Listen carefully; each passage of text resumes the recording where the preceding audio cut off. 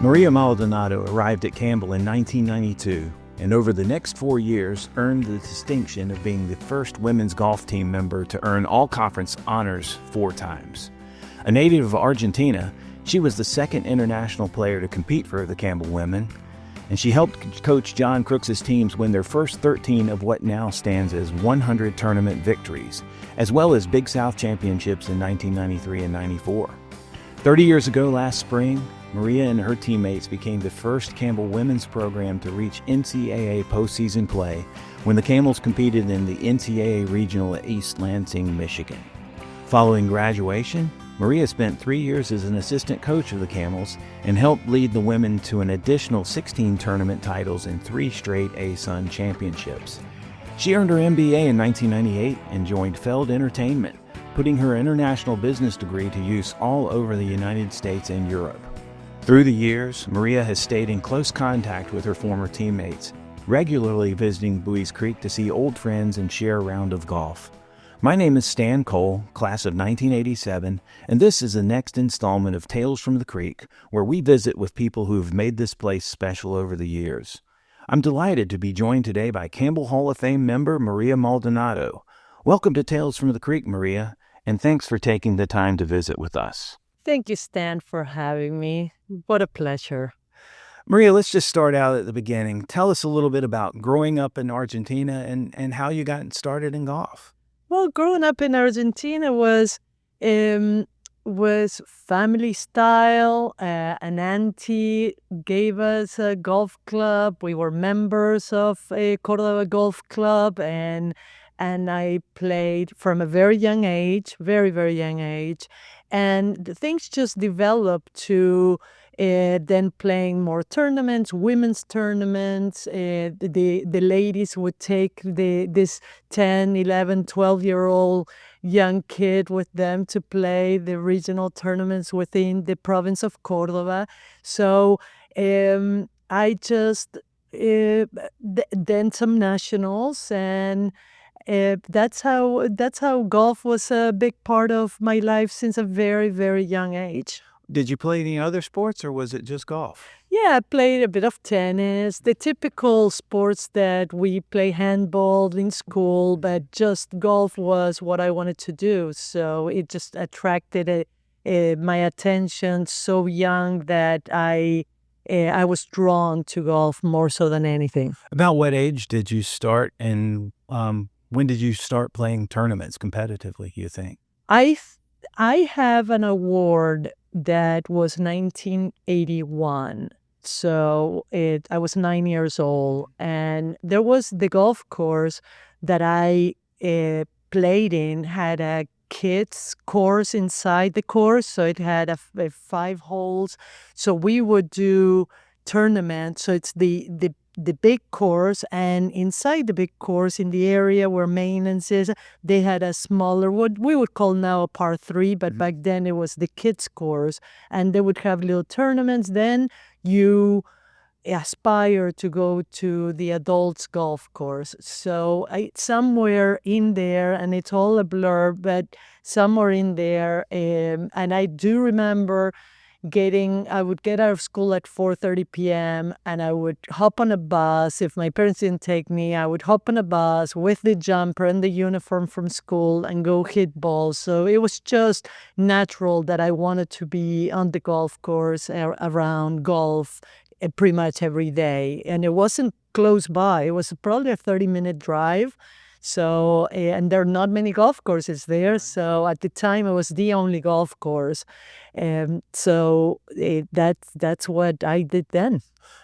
Maria, did you have any golfing heroes back then, or any players that you looked up to? Or Yes, and Eduardo Romero was from my golf course and was doing some major international. He won also the Masters, and then Pato Cabrera. They both came from my golf course, and they were mentors at the time.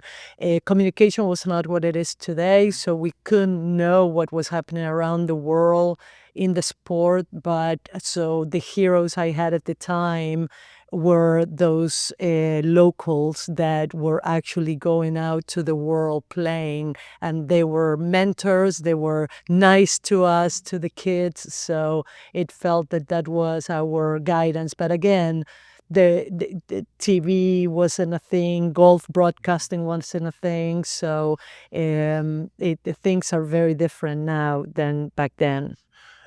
Maria, when did you decide to go to the States for Mhm. college and to pursue golf as in college as well? So in Latin America, in Latin culture, the 15-year-old, you either have a big party or you have a trip or a big gift. And women is at 15, men at 18. It was a big thing when I was growing up. So I wanted to travel. So I came to the U.S. In the 80s, 80, 88, 89. And at that time, I was already playing more advanced golf. And I bought new clubs while I was in New York. I went to a friend of my mother and stayed there for about a month and a half in a break. And that attracted me to want to come to study here because I went to high school 15, 20 days with her son, and it just clicked for me. So I went back to Argentina, and I was going to a bilingual school at the time. Now they have programs for it, but back then nobody knew what the SAT was. Nobody knew was any of the exams we had to take. So I went back and I decided that I was going to write some letters to some schools in the southeastern South U.S., small schools. I wanted to stay under 5,000 students, sort of spectrum, and with good weather. So I wrote probably from the Carolinas South, and I grabbed a book, one of those books that had the university address and what sport they had, and which is unheard of. Córdoba is not even Buenos Aires. Córdoba is a very small, it's second largest in Argentina, but it's a small city, and we're talking about 30, this is 80, 89, 90, 91, so it's a long time ago. And I picked these schools and hand wrote 13 letters to the golf coaches that were listed, or dear athletic director or dear coach. And I have the letter that I sent to Coach Crooks. And so I wrote these letters, sent them out, and it was all mail. Phones were almost non-existent. And I got a couple of replies. No, thank you for your interest, but not interested. And Coach Crooks from Campbell University sent me back a letter, which then I will share it one day with you because I still have it in my files. And it said he was building a golf program and that he was interested, and along with the letter, I put some tournaments I had won and some information. So a coach reached out, and in that letter said, but you got to take an exam, and it's the SATs in order to play. By now, we are, with the way world letters moved back then, I only had a few months, and nobody prepared you for an SATs. And I took English, but I wasn't. All my classes were in Spanish, so I had to learn math for English. I had to learn reading, and he gave me the score I needed to get. That as a minimum, because my grades were good enough. I just needed the minimum SATs for NCAAs. And there was another exam, proficiency in English, which was fine. But I remember today's November 1st. My niece was born the day I took the SATs. 1991, November 1st, I took the SATs to come to Campbell. And I was here arriving January of 92 because I finished high school that December. So today was the day I took the SATs. I remember vividly because my niece was born that day. What was your reaction when you received the scores back, Maria? That's the last piece we needed to be able to come. And I had a plan B. I always wanted to study international business, and I was going to go to university in Cordoba if this didn't work out. But coach called, and I had to tell my parents, this is what I want to do. They could not believe it that I told them I wanted to. At the time, that was unheard of. An 18-year-old hopping on a plane. My parents didn't know where I was going. They didn't speak the language, so they never had a chance to speak with coach. They had no idea about North Carolina, about Campbell University. In fact, my parents Mom gave me the plane ticket and said, it has a return, an open return. So if you get there and in 2 weeks you want to come back, you just hop on a plane and come back home. And when I received that letter, the shock of the letter, and now I had to study for the SATs, and I had to get this the minimum grade to be able to play golf. It's all surreal, to say the least, from where I come. And there was only one woman in Argentina that had come to the U.S. that I knew of. It was unheard of. Since then, hundreds of kids have come to different universities, but it was definitely a first and appearing. And Campbell was the leading university to bring me over. A question I always ask parents when they may come with their young person on a visit, especially ones that are coming from overseas or out of the country or long distances. As a parent myself of 20-year-old post-college kids, it was tough enough for us to have Catherine 2 hours away at UNCW. What was your parents feeling about you getting on a plane and crossing the ocean to come, a continent away? Yes, I remember them taking me to the airport, breaking down, taking me to the airport. They didn't know where I was going. I can't believe they let me do it. It's surreal to even think of it. So they and my mom came that March. I came in January. She came to check it all out in March too. They knew I was happy, but telephones were not a thing. WhatsApp was not a thing. Messages was not a thing. Computer was not a thing. It was all handwritten letters. And I was very lucky. Campbell embraced me arriving, knowing that I was from another country. A lot of families from my teammates welcomed me on the weekends, on long holidays, on vacations. Coach and Susan were my family, with Beth and Bo, their son and daughter, and then Beth's family as she married Jerry Milton and started having kids. They were really a family to me. My teammates were a family. Lou Reynolds at the infirmary, she became a closest friend. The entire athletic department. So I had so many people that welcomed me and made me feel like I was home. And back then also it was very difficult to hop on a plane and go back home. So I wasn't going for the holidays, and I wasn't going in the summer. So I was staying here working in camps. So Campbell really accommodated those opportunities as an international student because they knew that I didn't have a way to go back and forth. We're talking about Southern Cone all the way to South America, and it wasn't as simple as it is today that you just hop on a plane and go. At different times, Bob King, with international students, they made a family out of all of us international students. I wasn't the only one. It was a few of us that start coming over from different sports. It was a time, as I recall, that Campbell was starting to recruit international. It was a new new opportunity for Campbell to bring international students, and we all became very close. And Bob King leading with the coaches, these international students coming over. And certainly in women's golf, Argentina became a hotbed recruiting place for Coach Crooks. Starring Maria Combes came over shortly, and the list Yeah. is long.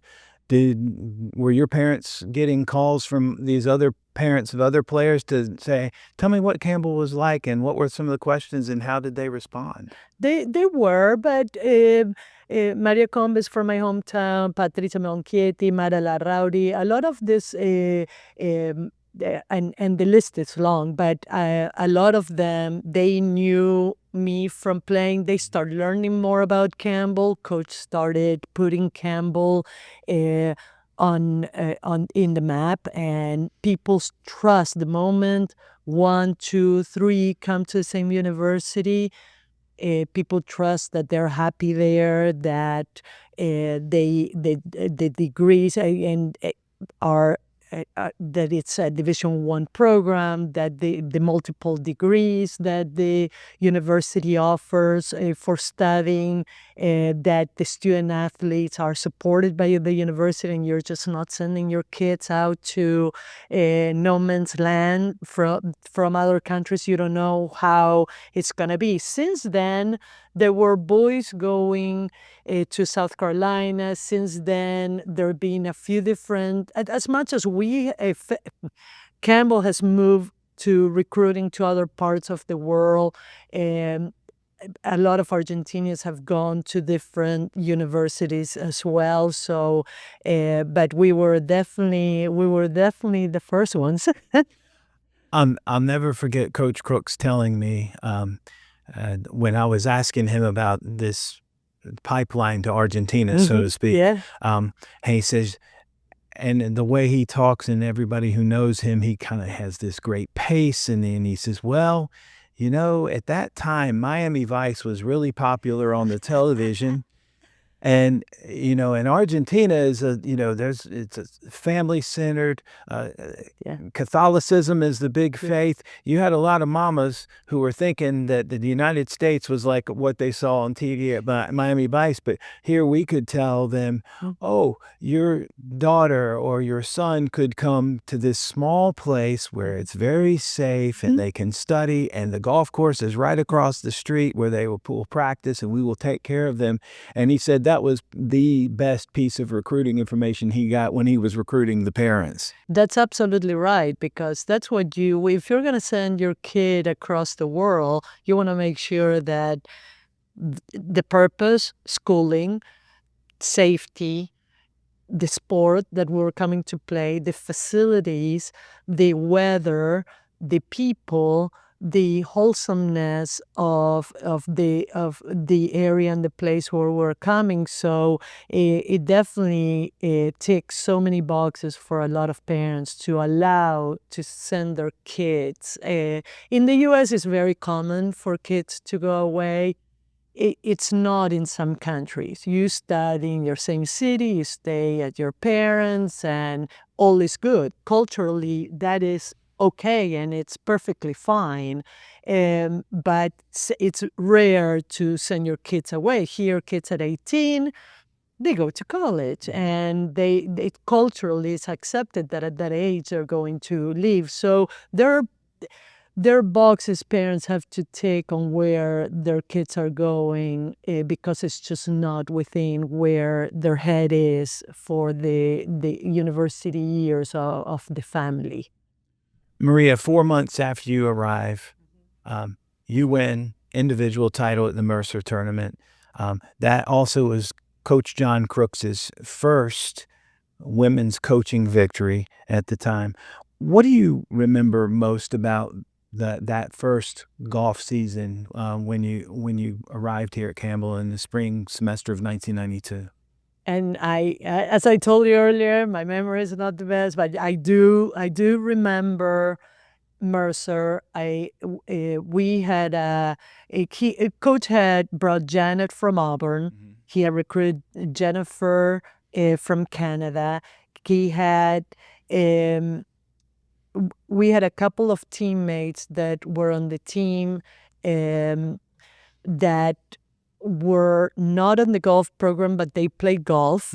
And we just couldn't believe what was happening, because all of a sudden we were on the black vans going down the highway with Coach and Martha. Well, this is pre-Martha, but later Martha's mom would follow us, and we just practice. It's surreal. Practice. I remember getting the uniforms and getting to the tournament, and the excitement. I remember the excitement of winning, because we never thought that could even happen, that could even be real. And just the idea of winning the tournament was insane. I do remember he would take us to dinner, and we went to a service in the morning one day. I believe that's that trip. So there are highlights and memories, and the award winning and the excitement of the girls, everybody waiting at each other on the 18th hole.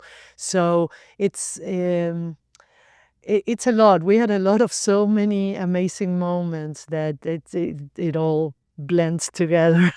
Over the next 2 years, Coach Crooks, to his Canadian, his transfer from Auburn, and his Argentine, he adds 2 young ladies from just down the road, Evelyn Kinlaw and Martha Shooter, and that team comes together the next year to win the Big South Conference Championship, and the next year to do that again and to get an NCAA Regional.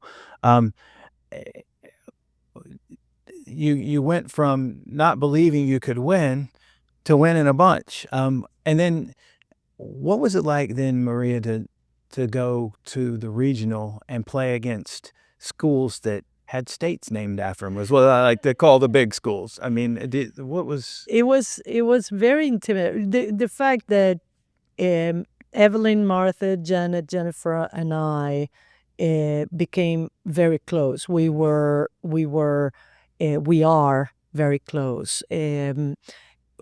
We were practicing every day. That's all we did. We train in the morning. He would have us in the track or swimming or in the weightlifting in the morning. Then we would all go to class. Everybody had to have class between 8 and 1 p.m. because by 2 p.m. we needed to be on the golf course.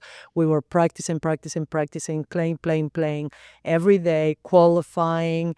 And that when you spend so much time with that group of people, it becomes family. And that's what we feel like when we get together. And we're here together this week for the tournament, the Battle of the Creek tournament that we put together every year. Martha Shooter started the tournament in memory of the golf team. And we all come over every year, and we are still very tight. But the timing when we left school until about 5 years ago, that we were all went on with our lives, which we'll talk in a minute, we come together 25 years later, and it's like time never passed in the interrelationships amongst us. And we all know our families, our parents, our siblings, all the stories, because you're all day together, so you share life with them. Everybody knows each other so well. We were a new team for Coach. We challenged his coaching styles. He one day will cry, one day will just not speak to him anymore. And we had the swing of personalities on young ladies with a coach that he coaching women's sport and coaching golf, because he was an amazing golf player, but he had already started coaching the men, but then coaching golf and then coaching women's golf, we were the tryout, and we were all good players, but personality-wise, he would make us take personality tests, and because we had a lot of A personalities or a lot of very strong personalities on the team. And we all had to get along, and sometimes some of us were roommates, and then he wouldn't let us room anymore because we were all day together rooming in class and then on the golf course, and sometimes we would all clash. We had ups and downs. It was a huge learning for him, for us, and East Lansing. It's like when we stepped up off that plane and we are in the regionals. Like, who would have ever thought that us would be going to Michigan to the regionals? It was unheard. The university didn't understand. Everybody left to go home because the school year is finished, the awards were given, and here we are still here getting on a plane to, we didn't have rain gear. It was just surreal. It was cold. I remember it was very cold. We were going north, and they're coming out of the winter, different grass. And because we couldn't play on Sundays, we travel a lot to different places. So that's another caveat to our years. We had to get to tournaments that we did not have to forfeit Sunday and could finish the tournament, we would have to travel a lot. So we have some amazing universities in the Carolinas. No, we had to go away, and far away. We would go to St. George, Utah. We would have to go to Destin, Florida. We would have to, we would just have to move and travel a lot. So besides training and playing and practicing, then we had the schooling, we had to be in our classes, and we had to study, and then the trips. So we didn't relate a lot. We did off season, but during the season, it was very, very focused on what we needed to do. So the team was always together. Martha says you had the nickname of Columbus. Do you want to share with us a little bit about how that came about? Well, back then we didn't have maps, and there was no phones, and there wasn't Google. So we needed to get to places, and Coach is driving, and I'm always in the front seat next to him. I was always shotgun. First, the black vans, the old black vans with the plasticky seats that if it was hot, it would just stick to your legs. And then the white van, so we upgraded. So Columbus came about because I had to tell Coach where to go. And now my family doesn't think I know where I'm going. But back then, apparently, I was knowing where we were going compared to Coach. So yes, that's how the nickname came. Martha also said that you were the unofficial photographer of the team, that you were constantly saying picture, picture. Picture. How many, and that's before digital images, so you had to load the film, take it to wherever to get it processed. How many photo prints do you think you have of your days at Campbell? I have, that is right, picture was then and it is now. The thing I do to keep memories alive. And I'm not a good photographer, but I love referencing back a year, a photo, a moment. My phone at the moment has 103,000 digital photos just on the iPhone, and that started in 2004 when I started taking photos with digital. Before that, all my years at Campbell, I would get the camera, and I have probably, I don't know the number of prints, but I have 3 large plastic container tubs full of photos. And I have them in Spain because my home, when our home in Spain with my husband. When we moved, and I can go through it later, but I have them all in Spain. Every summer I go, I'm like, okay, I got to go through the pictures and pull a few, but I have them all sealed, and I need to digitize them because there's such a wealth of moments there that I need to bring back. But I have so many photos of our time together. I may bring them here, Stan, and share them with you because you would be in shock the photos I have. And Every tournament, every moment. And that's an incredible thing with being able to scan a photo and then share it digitally with people through social media or just shooting it in an email or a text message. It brings up so many memories. Is there a certain photo or one that always stands out to you that you think of? Martha talks about what y'all describe as the wind photo, where the wind was blowing really bad, this group photo, and everybody's hair was blowing or something like that. But is there a certain one that stands out? I mean, that's pretty hard for me to ask you. It's like how many grains of sand are in that jar over there? There's we laugh at the photos based on the time that it was. So we have every year Campbell had the banquet for the student athletes, Right. and we have vivid moments with outfits and hairs of our banquets. Right. And we also laugh a lot at because I think we all see them or we all remember them, so we do laugh at them, at the team photos with the uniforms that Coach used to get us back then. So you had Coach buying us the uniforms, the pleat shorts, like all the stuff we would not wear. We had teammates that didn't like to wear pants. There were no skirts then. It was all pants. It was I think he mimicked the males team and just bought us, the girls, the same, until we became assistant coaches and we helped him a bit with that. So I just have so many amazing. It's very hard to pinpoint, but one thing is Coach always had his hat for every single picture. I may count maybe 2 or 3 pictures I have of Coach without his hat in my entire profile. Campbell, post-Campbell, visits. Coach came to see us in Spain. He's come to see us in Florida.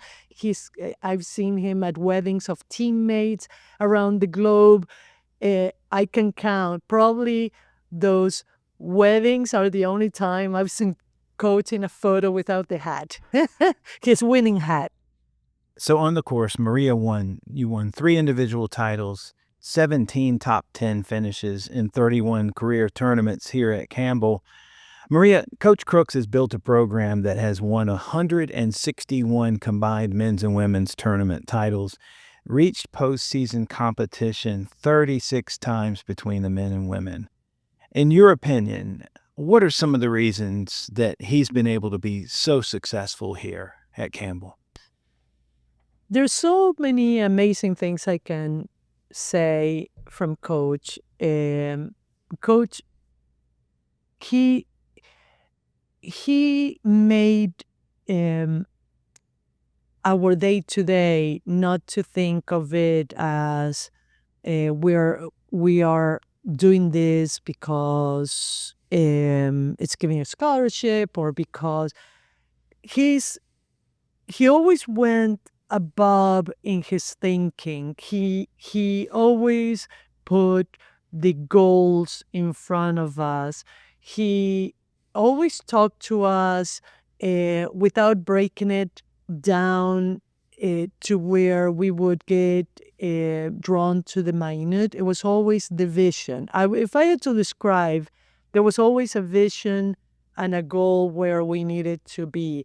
He didn't get caught up into the politics of athletics, never let it get to us, never. It was always, we're here to play golf.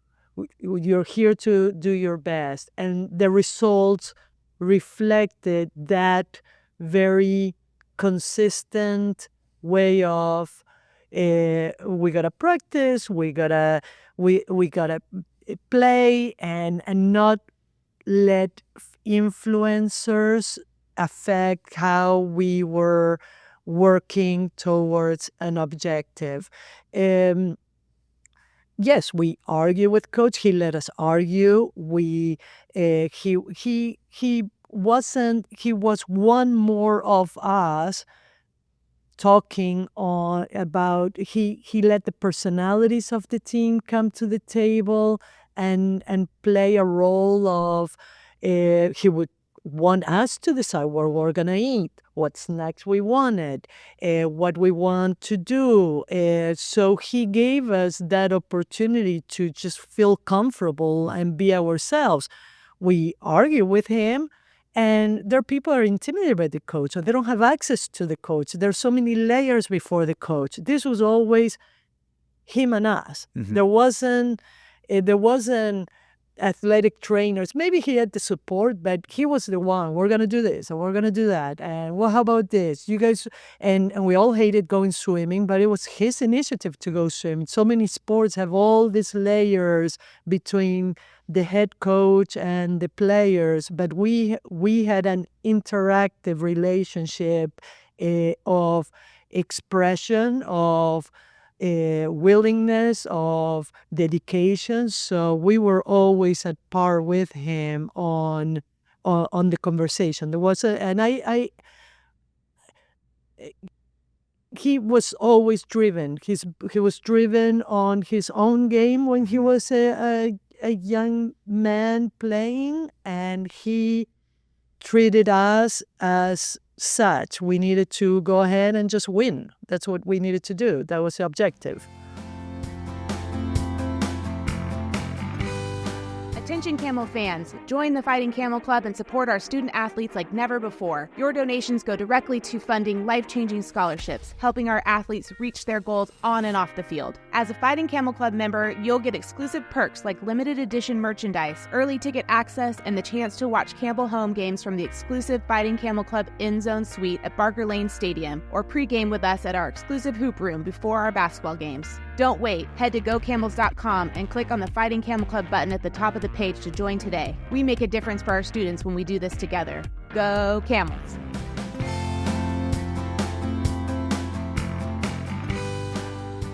After graduating, you joined Coach Crooks' staff as assistant coach. How was that different? What was it like coaching with him? How was that different than playing for him? Obviously, you're not drawing the club back at tournaments, but how was that, Maria? Those 3 years? I had to. He gave me the great opportunity not just to do the degree. I arrived in January, so I finished my degree in 4.5 years, being able to double major and 3 minors. So that was fantastic. That gave me that first year coaching.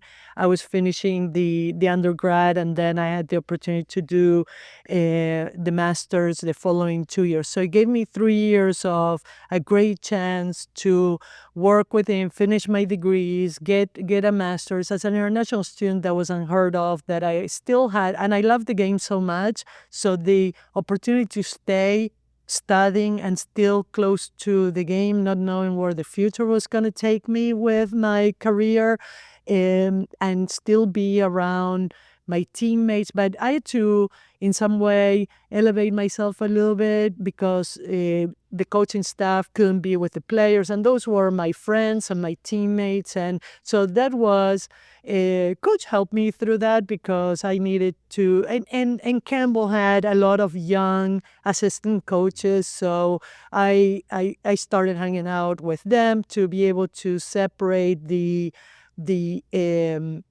while we're all still very close friends. I did have to separate, because one minute you are in a van and tell them what to do, and then the next minute you can't be hanging out. So there was a little bit of separation I had to do. Coach was great. Coach let us organize him, and by coaching with him, I'm a very, very, very organized person, and Coach needed that, because he just flows. Mm-hmm. And we collaborated amazingly. He would drive me crazy, and probably I would drive him crazy because I had him on a schedule. But we collaborated incredibly because I could do things that he didn't like doing, and he wanted to be on the tee, and then or he wanted to take the men's team to tournament, and that's when he was able to start splitting. We had a couple of assistant coaches before that, but really he started delegating the teams to go to tournaments to me, and men or women, depending on what he wanted to do. So I would think this took us to a next era of because we had already gone to NCAAs. We had won a lot as me playing for him. So I knew the drill, the dynamic, how he worked. When I first arrived and we had other assistant coaches, they were learning how to coach a women's team. We had already gone through it. He would bring a cooler. There wasn't the cooler. We had trail mix, and we had a Coke. We had a few waters, but it wasn't the healthier choices, because back then and then we start putting some. Okay, we should have Gatorades, and Right. we should have things without so much sugar, because it's going to give us a sugar high in the middle of a round. So we were learning with the punches. Sure. It's quite funny because now it's all so regulated in the sense that everybody has to follow a diet, the drinking, the drills. Coach was amazing about sitting us in the van, and all this we learned with him, and then we were applying it at coaching. He wanted us to go through every single shot. So the van trips, we were telling him about every shot, what club we grabbed, what we were thinking. So when I'm talking about interactivity with him, as we're driving 10 hours, we are talking about each shot. What were you thinking? Where were you aiming? That was his constant discussion with us. And then he built this.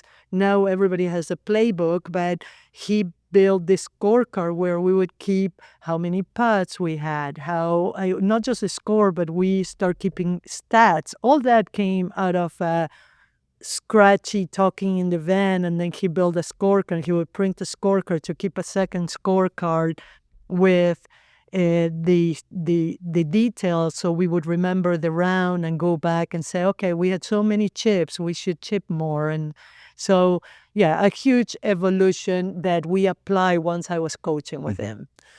Maria, away from golf and studies, what are some of your best memories of just being in Belize Creek?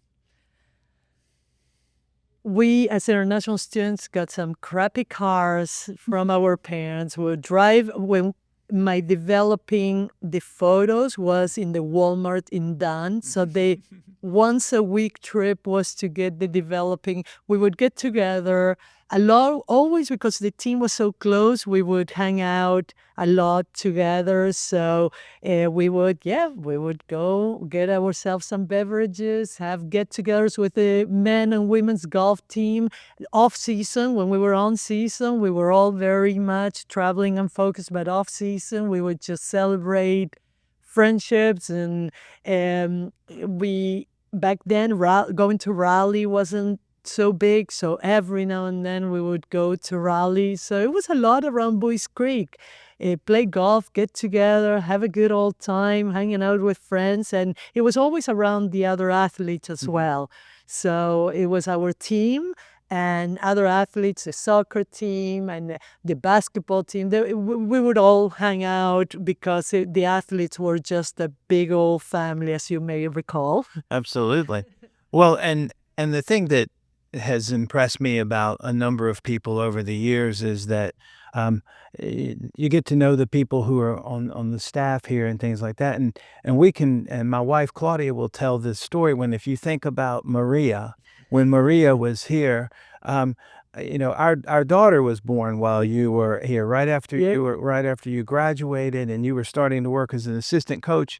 And if we had Catherine, who's now 28, if we had her anywhere, you were standing right next to us, and then all of a sudden Catherine would be gone, and someone would say, "Well, where's Catherine?" "Oh, Maria's got her." So Maria was holding this infant and looking after this person, and that is the smile that comes to Claudia's face. She thinks about you smiling all the time, and then the fact that you loved holding our infant daughter, Catherine, who now is, is a grown adult and everything. And those little instances, I think, are some of the things that make this place special, and it allows you to be it because it is small, and you get to know people. And all of these interviews that I've done, it seems like it always comes back to that. You've got your group, and you've got people around that you recognize, and before you know it, you're listing off all these names of folks that you've thought about for so many times, and it just is a great.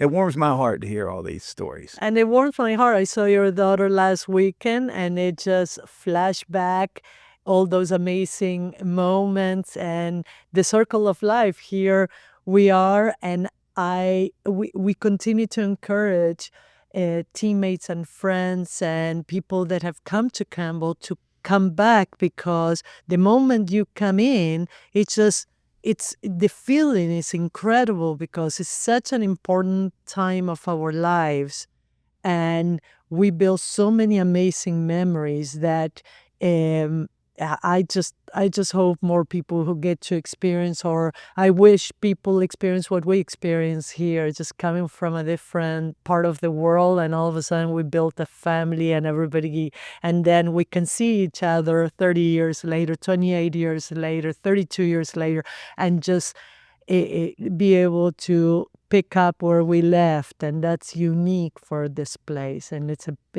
a gem.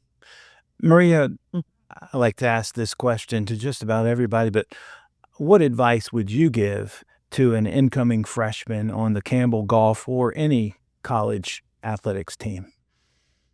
I think some things that I see with my own kids and with the youth of today is the commitment, and I believe a big part of our success is that we were all committed to coach, to the university.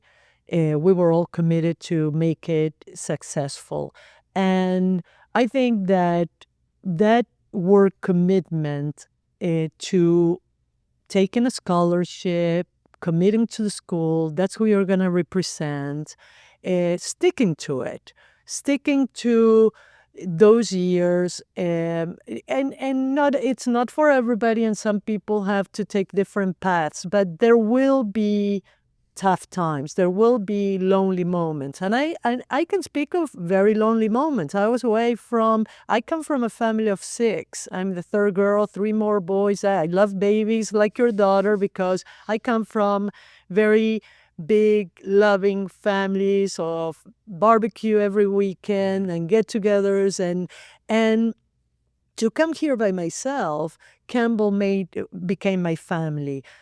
So it's not going to happen to everybody, but sticking to it, it's the most important thing, because the high and the lows, everybody's going to have in life. Life is going to, now things get labeled in many different ways, but life is going to have tough times. And part of being a young adult of 18, 19, going to school by yourself and trying to figure out life is going to have lows, and find the support to overcoming those lows to making bright moments out of that experience. Our guest today on Tales from the Creek is Campbell Hall of Fame member Maria Maldonado. Maria, with an undergraduate degree in international business, minors in marketing management, French, plus an MBA in management, how did your education help prepare you to enter the business field? Campbell gave me an incredible base to go to the business world. One of my scariest moments was, what am I going to do? At the time, there were not the placement opportunities that universities have now. So to me, it was even scarier to go with all those degrees and diplomas out to the world, even though I had coached with Coach 3 years, and that gave me a good base on work. And I did a big internship with the World Trade Center of North Carolina on a trade mission between Argentina, Brazil, Mexico, and North Carolina on a project for undergrad for grad school as one of my classes. But I didn't have work experience, and I was only going to get a visa to stay in the U.S. for 1 year for work experience. So not many companies sponsor a student to stay to work for them for 1 year, because if you're training someone, you want them to continue. So the degree, the setup, and the scary moment was not knowing where to go. But yet again, Campbell pulled through, because we had a fundraiser here at Keith Hills at the golf course. And as part of coaching staff, we were pairing people, and an all player from Campbell, Paul Bryant, came to play at the time.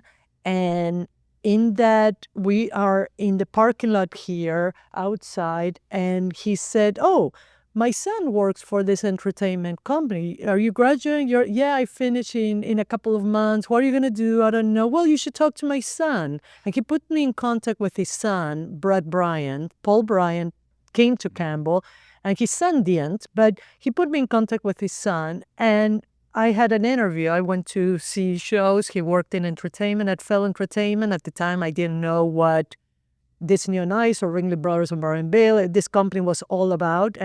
But it came from Campbell at a fundraiser. Then an alumni put me in contact with his son for an interview that gave me that shoehorn to step into the business world. So yet again, it's the opportunity came from being here and participating with an alumni that brought that to the table. And then, of course, your personality, your degree, your work habit, your work ethic, everything has to come into play, the interview, and I had to earn it. But the opportunity came as such. I thought I was going to stay in golf, but it came about, this opportunity, and the company was looking for in the U.S. Marketing and management and promoting shows, and they had Mexico. Nobody in the company spoke Spanish, and I did, and they hired me then. But it came from that link, so it's all intertwined to where I am today. I've been with the company 26 years, all over the world, but it started right here in the parking lot of Keith Hills Country Club. Wow.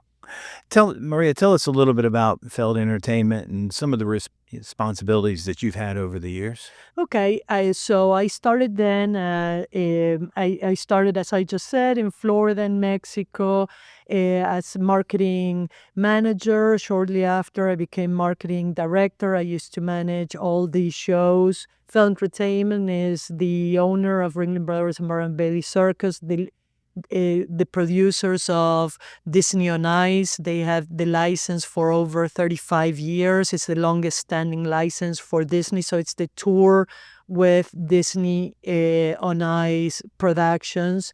Then we also have Monster Jam since 2008, Supercross. We've done all sorts of shows from Sesame Street to Disney Live to all sorts of live productions. So my job was promoting the shows, and then I moved to New York. So I managed for the company the largest projects worldwide, which is at the time it was Ringling Brothers at Madison Square Garden, Nassau Coliseum, and Universal Continental Airlines Arena, which is the tri-state area. So I did Ringling and Disney on Ice in that area. So that was 8 years in the U.S. And then I transferred to Europe, and I managed in Europe. I was a director of the south of Europe, Spain, Portugal, Italy, Switzerland, France, Belgium. So I promoted all the shows and worked all the Fell business in Europe until 2012 that I took on the responsibility of Vice President of Latin America and Mediterranean Europe, which is still the role that I have now. And I'm responsible for the business for all those regions for the company. So any business we do on those countries, I'm ultimately responsible for the company. So how many countries have you visited? So I lived, how many countries? Or how many countries have you visited? Oh my God. Oh, Right, have you ever counted that up? I have not, but I have been to most of Latin America, every country except for maybe 2 or 3. Europe pretty much. I've not gone to Asia much, just to Japan. But I do have to do a lot more of Asia. But pretty much, yes, I've traveled a lot. How many languages? Spanish, besides English, Spanish, and I've done business and communicated, and I don't call myself proficient, but Italian, French, and I understand Portuguese. I understand all those and can manage, but most business is done in English. But Latin America, we do a lot of business in Spanish. My team, pretty much everyone on my team speaks Spanish for the Latin America portion. And from what I understand, you're not the only Campbell grad associated with Feld Entertainment, right? Right. We have Stephen Armstrong, who was on the men's golf team when I was on the women's golf team, and then he coached my last year coaching. We were both assistant coaches, and he followed the career. He's been with Feld Entertainment 25 years. We were never in the same city, but we had similar roles, and Stephen is the vice president of Europe, Middle East, and Africa for the company at the moment. But our path follow pretty much the same pattern. Amy Alter, she was on the softball team. She also worked for Feld. Morgan Kane, I had Monster Jam in Brazil, and I learned that one of our Monster Jam drivers was a soccer player at Campbell University. So here I am in Brazil doing a PR for Monster Jam, and we have all the media in Sao Paulo at the Corinthians Stadium, and we're going to do Monster Jam for the first time ever. I have this monster truck driver that's going to kick a soccer ball, football there, and Morgan Kane. I read his bio, and he had come to Campbell University, and here we are. I meet a Campbell University alumni in Brazil, and we both are working for the same company, and I had no idea. That's how small the world is. And you and your husband, Jason, also met through Feld, is that correct? Yes, we met through Feld when I had Ringling Brothers and Maldonado and Bailey Circus at Madison Square Garden. I was a promoter, and he had come with 12 male lions from Europe to present this act at Ringling for 2 years. So we met in New York when I was a promoter, and he was working the act for the circus and for Ringling, and yes, and his home base was in Spain. Was in Spain. Since then, he retired from training wild animals, but he worked with lions and tigers, and like Susan Crooks used to say, lions and tigers and bears, and oh my, and elephants and all sorts of animals. So then when he was moving back after his 2-year contract, and I was going to move over to Europe, that's when Feld gave me the opportunity to stay with the company and manage the European business. So we lived in Europe for 8 years and then came back, and now we're in Florida since 2014. So it's 10 years we're in Florida, where the Feld headquarters are. So that's where I live with my family. And you and Jason, parents to 4, I understand your youngest is following your interest in golf. Tell us a little bit about her, and what is it like being a golf mom rather than a player or coach? That's a very interesting one, because I never wanted to impose a sport to any of the kids. And Maxim is my youngest. She's now turning 14 next week, say on the 16th of November. And she was born in 2010. We were in Europe then. She came to the U.S. at 3 years old. When we were in Europe, there was a par 3 close to us, and every now and then she would grab a little club. And when we moved to Florida, I would go hit balls, and I have photos Of course. of her very, very little with a golf club. And this is how small the world is again. One of the girls that I didn't team with her, but she came when I coach. Her name is Laura Torresi. And Laura was one of the teams that went to South Korea with Coach. She was on the team. Okay, so Laura lived in Bradenton, where we are in the Lakewood Ranch area, Sarasota, Bradenton. And she contacted me about Coach, and I said, Laura, can you give a few lessons to Maxima? Because she doesn't want to listen to Mom, but she wants to play golf. Just help her with the basics. So Laura, who's still in the Lakewood Ranch area, in the Sarasota, Bradenton area, gave Maxima her first more lessons, more than Mom would tell her. So there's a huge link there.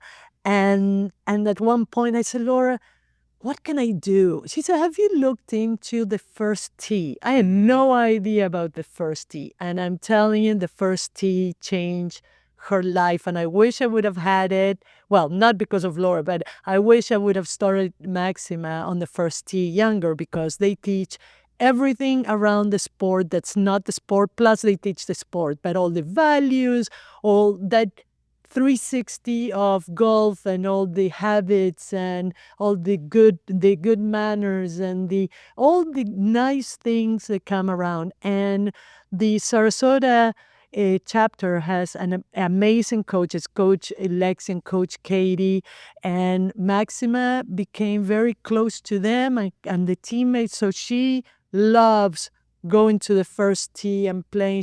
I wish, because my job takes me traveling, one thing I wish I could do is play more with her, because she's always asking me to play. So today I'm here at Campbell, and she's going to play a first tee tournament, and good people in this world, my neighbors, are going to take her and pick her up, because my husband is also going to come here to see us at Campbell, because this is very special for us.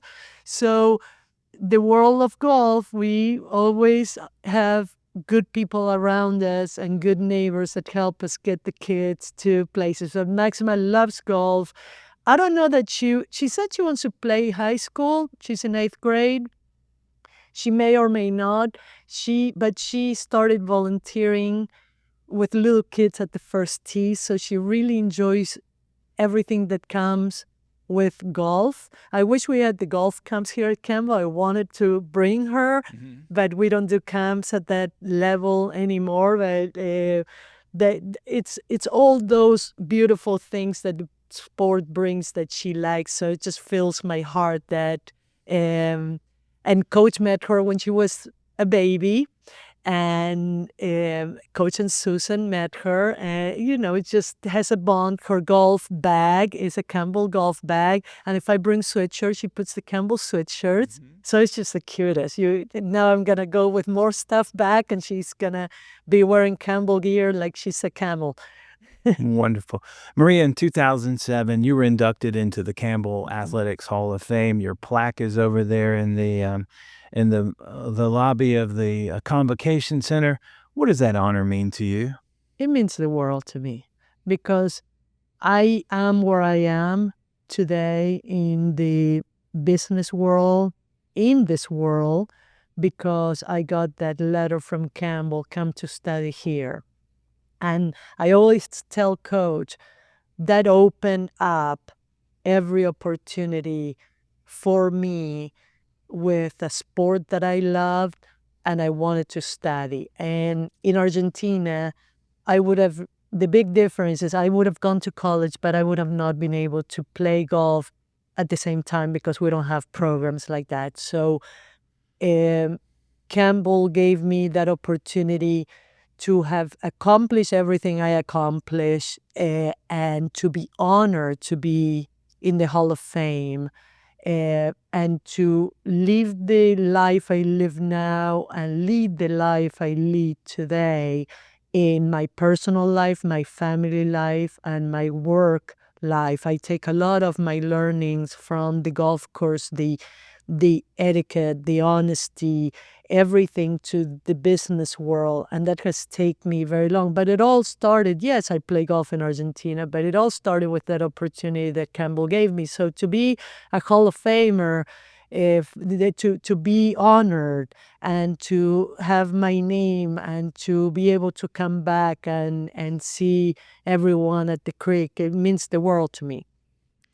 I like to wrap up when I do one of these interviews with my friends in golf with a few kind of golf-centric quick questions.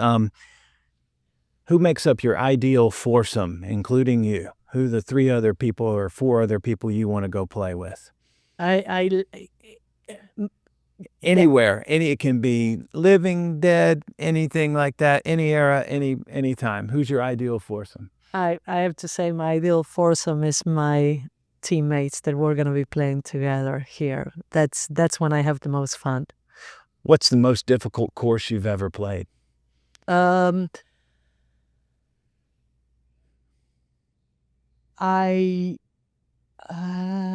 would say Blue Monster at Doral. Okay. How about your favorite golf course? I never played it, but I walked St. Andrews, and that's epic. Do you have a favorite golfing memory? Yes, probably that at the NCAA moment that we made it over to East Lansing. We were in a cloud. That was real. Maria, what's the best piece of golf advice you've ever been given?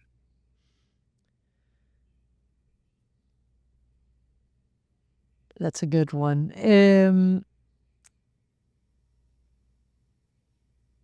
Just hit it. Just go for it. Don't hold back. Oh, and another good one, and I tell my kids all the time, don't look at the sand trap. You look at where you need to get that ball. Don't look at the bad thing in life the same. Don't look at all the negatives around the creek, the sand. Just look at where you want to be. Aim where you want to be. And finally, Maria, can you put into words how Campbell and the Buies Creek community have impacted your life? Campbell and the Buies Creek community made my life what it is today. I am professionally, personally, because I came over here. My life would have been very different if I didn't get the opportunity to come to study here. So there are always forks on the road, and we make decisions. For example, I decided not to turn pro because I didn't think I was playing amazing for it, but I made the decision to do the masters and coach. And like, there are decisions that take us in life, and the decision to come here shaped me to who I am today. It's the most, it became my family, became my friends. It became just, I told Martha the other day, I'm just comfortable. I feel home, and it feels going home every time I come over. I'm Stan Cole, and our guest today on Tales from the Creek has been Campbell Hall of Fame member Maria Maldonado. Thank you, Maria, for sharing your Tales from the Creek. Thank you, Stan. Thank you for everything.